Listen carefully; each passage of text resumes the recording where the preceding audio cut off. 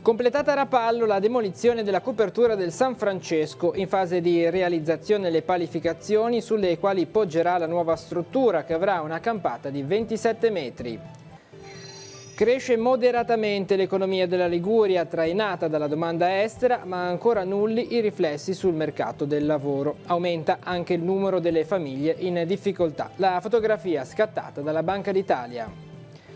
Oggi la giornata mondiale contro lo sfruttamento minorile. Il messaggio del Papa: i bambini devono poter giocare, studiare, pregare e crescere nelle proprie famiglie, guai a chi li fa schiavi. Portate avanti i vostri sogni sempre. L'invito dell'attrice Cristiana Capotondi, intervenuta a Chiavari a conclusione del laboratorio creativo per le giovani donne promosso dalla diocesi. Torna Giochi Insieme al Villaggio del Ragazzo, il centro estivo rivolto a bambini e ragazzi dai 4 ai 14 anni. Inizia il 18 giugno. Attività, giochi, divertimento ispirati ad un film di animazione. Sport e integrazione nella serata conviviale del Panatron a Rapallo. I ragazzi con disabilità della cooperativa Al Sipario hanno mostrato le loro attività, tra cui un ristorante a Firenze.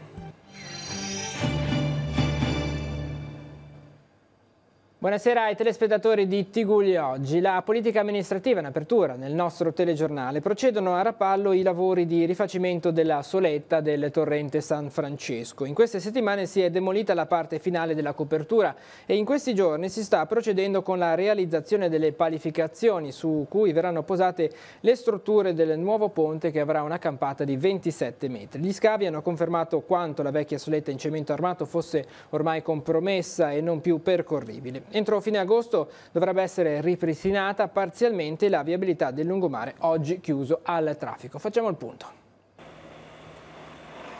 Procede l'intervento di demolizione della soletta del San Francesco, a che punto siamo? Sì, in questo momento si può apprezzare l'importanza di questo intervento e la complessità anche dell'intervento.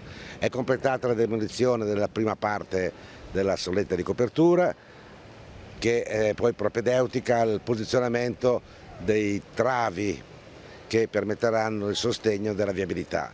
Viabilità che contiamo di riaprire fine agosto con accesso dal lungomare Vittorio Veneto in concomitanza col completamento di questa fase. Che strutture avete trovato? Non reggeva più il ponte allo stato attuale? Sì, abbiamo potuto verificare che i travi principali erano ancora in discrete condizioni, ma il solaio di copertura tra un trave e l'altro invece era compromesso a un punto tale che l'escavatore nel demolire bastava che si appoggiasse delicatamente per farla crollare, per cui veramente siamo arrivati giusto in tempo.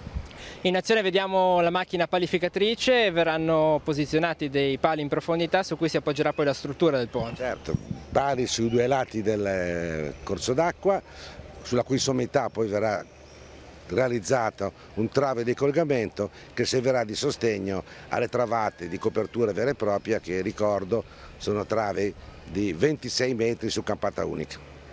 Questo permetterà la messa in sicurezza del primo tratto, il tratto terminale del torrente San Francesco, poi si andrà avanti con la parte a monte. Certo, questa è la prima tranche dell'intervento, perché poi c'è una seconda tranche che dal parcheggio arriverà fino al ponte della ferrovia per mettere in sicurezza tutta la copertura. È un intervento da 4 milioni di euro, già finanziato al 70% dalla Regione, che comporterà altri 2 anni di lavoro.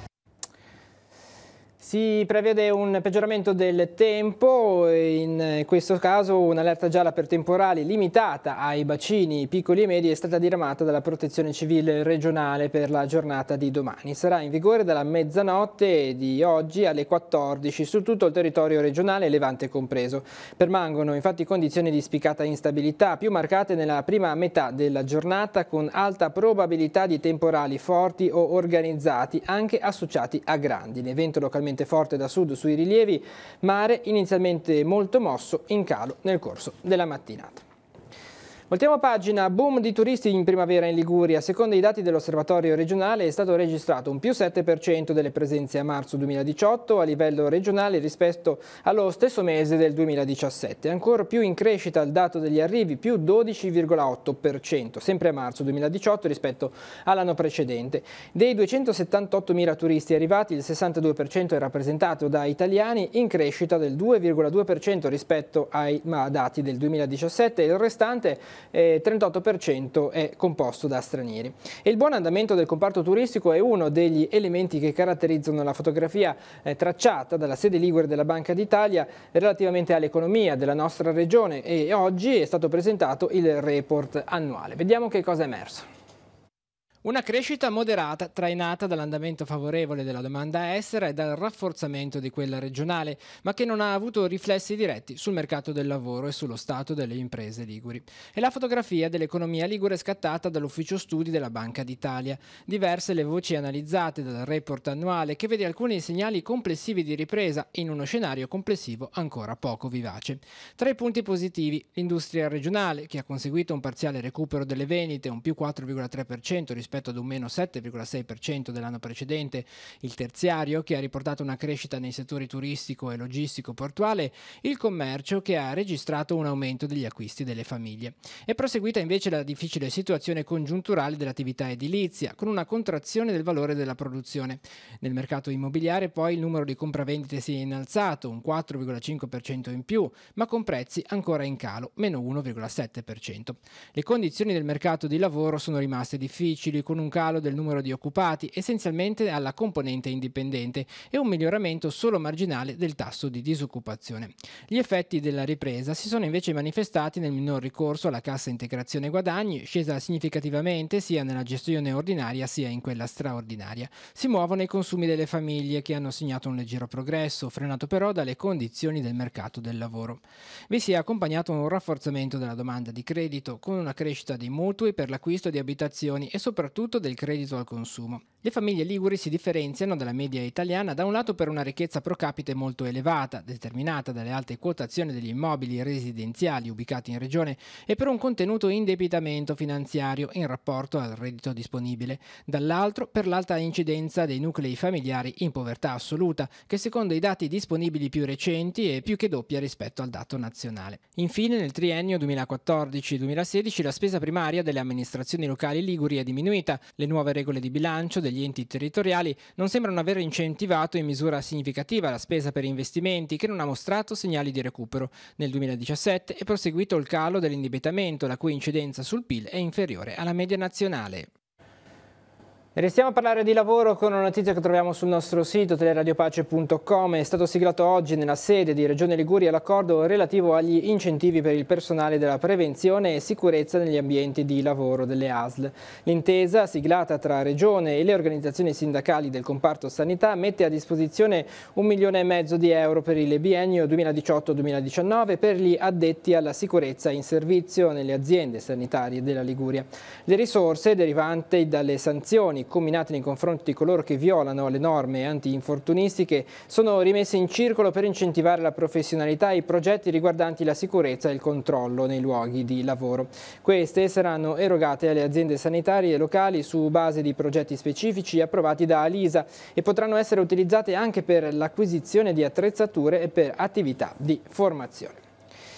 E restiamo in tema, perché di lavoro parliamo, ma di contrasto al lavoro minorile. Si celebra oggi infatti la giornata mondiale contro lo sfruttamento dei minori. In un messaggio il Papa ha detto: i bambini devono poter giocare, studiare e crescere in un ambiente sereno, guai a chi soffoca il loro slancio gioioso della speranza. Dal 2013 sono stati numerosi gli interventi di Francesco contro quella che lo stesso pontefice considera una piaga da debellare. Sentiamo insieme nel servizio di Radio Vaticana.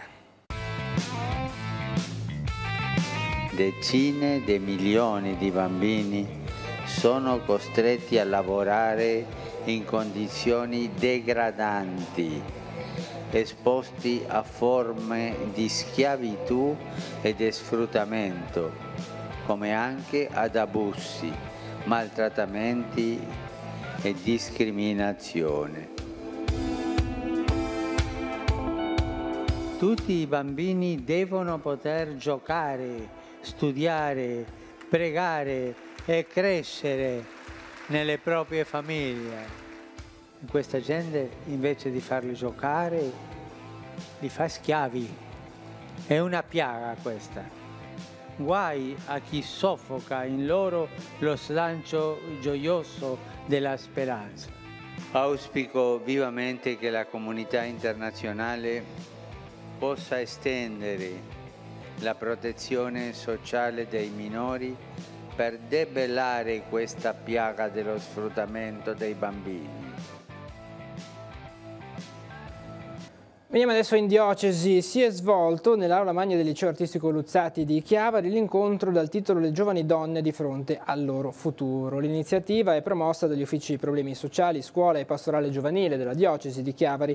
La serata ha chiuso un percorso condiviso con una ventina di giovani tra i 16 e i 20 anni, in alcuni incontri svolti a livello laboratoriale. A raccontare la propria storia ed esperienza di vita l'attrice Cristiana Capotondi. Sentiamo. Non mi sento di darvi consigli, perché ognuno ha la sua vita, ma vi invito a portare avanti i vostri sogni, sempre.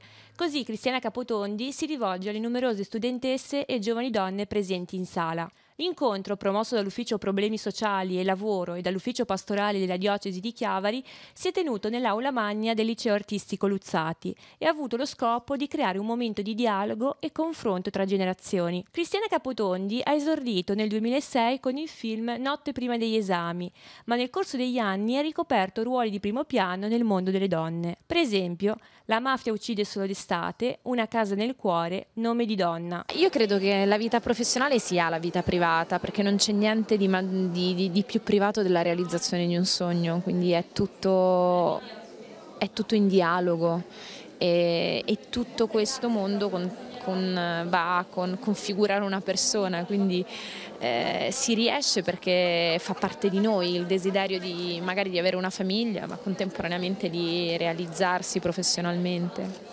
L'attrice, in compagnia di Rosanna D'Antona, professionalmente legata all'ambito familiare e sociale, ha spiegato non solo l'importanza per una donna di sentirsi libera, ma soprattutto di realizzare i propri sogni.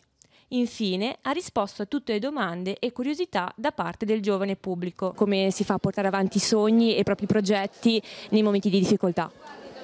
E con così la pacifica consapevolezza che magari è un percorso leggermente più lungo, ma è una strada di maggior realizzazione, di maggior gioia, quindi perseguire le proprie convinzioni, i propri valori, quindi cercare di realizzarsi con la propria modalità, ecco. Per esempio nel mio caso significa non ottemperando l'idea del compromesso. E oggi per molti studenti è stato l'ultimo giorno di scuola. Da domani iniziano le vacanze estive, un tempo per il riposo, ma anche da dedicare a iniziative di crescita e divertimento. Nel territorio da molti anni il Villaggio del Ragazzo propone l'esperienza di giochi insieme, il centro estivo dal lunedì al venerdì rivolto a bambini e ragazzi dai 4 ai 14 anni. Sentiamo. Da oltre 70 anni il Villaggio del Ragazzo propone l'esperienza del centro estivo rivolto a ragazzi e bambini che possono trascorrere insieme il tempo della vacanza condividendo un'esperienza educativa e divertente. Le attività proposte sono dal lunedì al venerdì con possibilità di personalizzare la frequenza e gli orari dalle 8:30 alle 16:30 o dalle 8:30 alle 13. Le iscrizioni sono a moduli settimanali e si possono effettuare all'ufficio dell'area socio-educativa del centro di San Salvatore. Le attività proposte per il centro estivo Giochi Insieme 2018 che si terrà dal 18 di giugno al 3 di agosto è rivolta a bambini e ragazzi dai 4 ai 14 anni e saranno liberamente ispirate ad un film di animazione. Anche quest'anno il Villaggio del Ragazzo vi aspetta col suo centro estivo Giochi Insieme. Quest'anno il centro estivo sarà caratterizzato da un'ambientazione che è tratta da un famoso film di animazione. Non vi spieghiamo quale perché un po' di sorpresa ci vuole.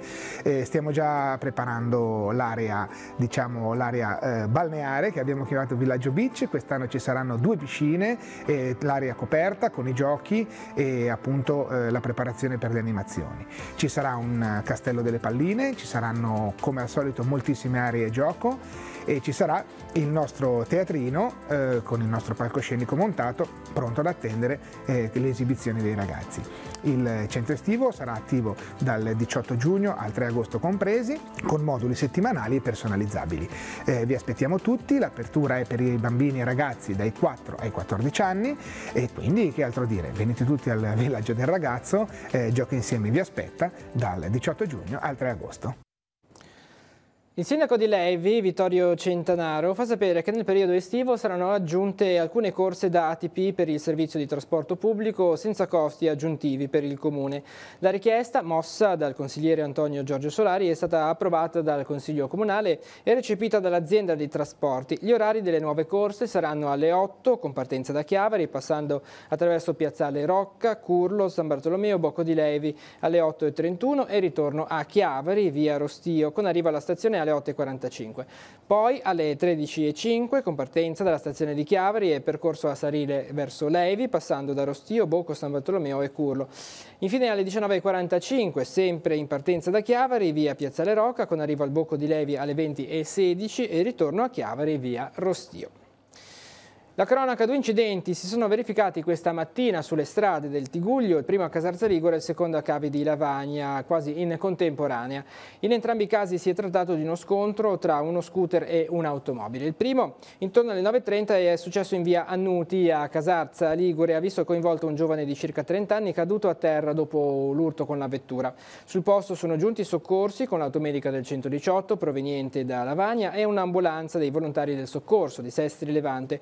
Al giovane è stato diagnosticato un violento trauma cranico, la frattura di una spalla e un trauma alla spina dorsale. Stabilizzato e cosciente, è stato trasportato prima nella piazzola all'uscita del casello autostradale di Sestri Levante e da qui con l'elisoccorso dei vigili del fuoco al pronto soccorso dell'ospedale San Martino di Genova. Meno grave il secondo incidente, accaduto intorno alle 9:50 nella zona di Caviborgo, nel comune di Lavagna. Anche qui un giovane a bordo di una Vespa si è scontrato con un'auto cadendo a terra.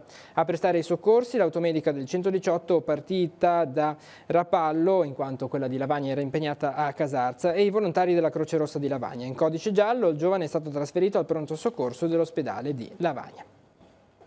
Voltiamo pagina, non solo di sport ma anche di sport attraverso esperienze di integrazione si è parlato nella serata organizzata dal Panathlon Club Chiavari Tigullio a Rapallo. Ospite della conviviale una delegazione di ragazzi della cooperativa Al Sipario di Firenze. I giovani nel corso della giornata hanno giocato a golf, quindi hanno raccontato dunque la loro esperienza concludendo il momento di condivisione con una premiazione sorridente. Vediamo il servizio.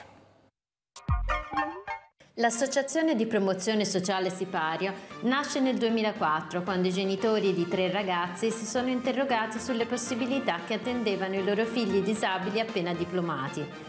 Ci hai fatto conoscere un'associazione composta da persone veramente speciali. Sì, sono felicissimo che Michele Priolo mi abbia dato questa opportunità di presentare un amico a un gruppo di amici.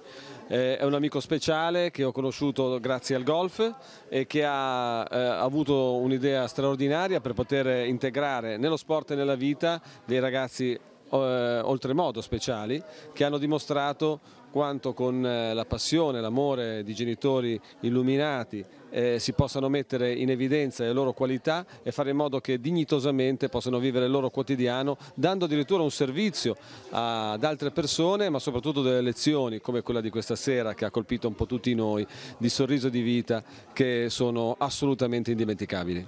È bellissima, lo sport non è solo dei grandi campioni, di quelli che vincono medaglie, che compaiono sulle prime pagine dei giornali, lo sport è di tutti ed è soprattutto la vittoria della morale su quella che è la parte fisica dell'uomo, vedendo questi ragazzi pieni di buona volontà, questi ragazzi meravigliosi che dedicano la loro vita agli altri. Grazie. Fate tante belle cose e una in particolare che mi ha colpito è questo ristorante gestito da tutti voi. Certo, è un ristorante gestito da ragazzi con disabilità intellettiva sia in cucina che in sala, e è un ristorante dove la gente ci deve apprezzare per la professionalità sia del servizio che del mangiare.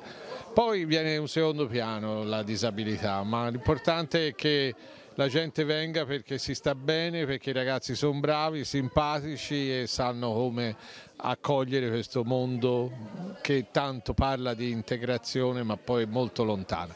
La invitiamo al nostro ristorante I Ragazzi di Sipario, che si trova in via dei Serragli numero 104 a Firenze.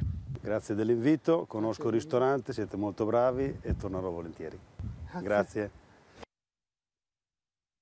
Vi segnaliamo che le interviste realizzate proprio in occasione di questo incontro del Panathlon Club Chiavari Tigullo e Rapallo saranno proposte questa sera nella rubrica Si può dare di più, in onda alle 21:10 su Telepace 1 al canale 15. La società Freeride Tiguglio, associazione sportiva dilettantistica del Levante Ligure, si è aggiudicata per la seconda volta il podio più alto nella gara valevole per il titolo italiano enduro di mountain bike disputata a Santa Margherita Ligure. L'atleta primo classificato nella categoria Master 3/4 è Alessandro Gennesi, che ha portato a casa, oltre alla maglia tricolore, anche il titolo di Coppa Italia Enduro di mountain bike. Gennesi si trova in testa alle classifiche di 2 campionati, il Super Enduro e la nuova specialità e-bike. E grande affermazione degli atleti del Centro Studi Discipline Orientali 2000 nei campionati interregionali che si sono svolti ad Alessandria sabato scorso. Gli atleti di Lavagna non hanno avuto rivali nella specialità Tai Chi Chuan, vincendo in tutte le categorie. Ottime le prestazioni dei giovani inseriti nella squadra agonistica lavagnese. Alla manifestazione erano rappresentate diverse regioni italiane: Valle d'Aosta, Piemonte, Lombardia, Emilia-Romagna, Liguria, Umbria e Toscana. Adesso nella nostra scheda gli appuntamenti in agenda per la giornata di domani.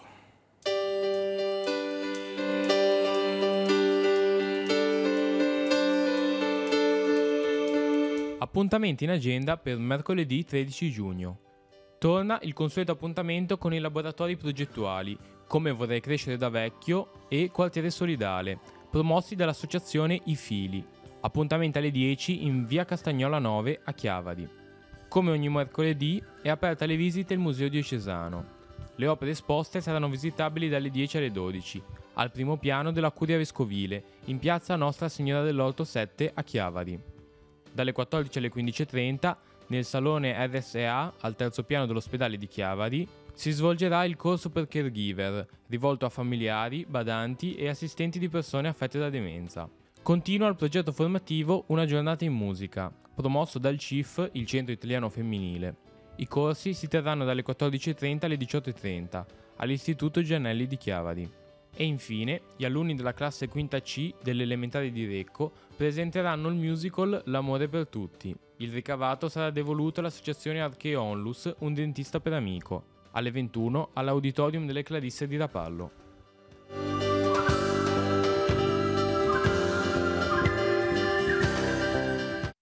In occasione della manifestazione Cardini Critical Wine, nei giorni 15, 16 e 17 giugno 2018 sarà in vigore un senso unico a salire lungo la provinciale 44 di Santa Vittoria di Libiola, in località Cardini, in comune di Casarza Ligure, nel tratto compreso tra l'inizio della frazione e la piazza della frazione Villa Tassani. In questo caso siamo nei comuni di Sestri Levante e Casarza Ligure. In ciascuno dei suddetti 3 giorni della manifestazione il provvedimento viabilistico avrà inizio alle 18 e terminerà all'1.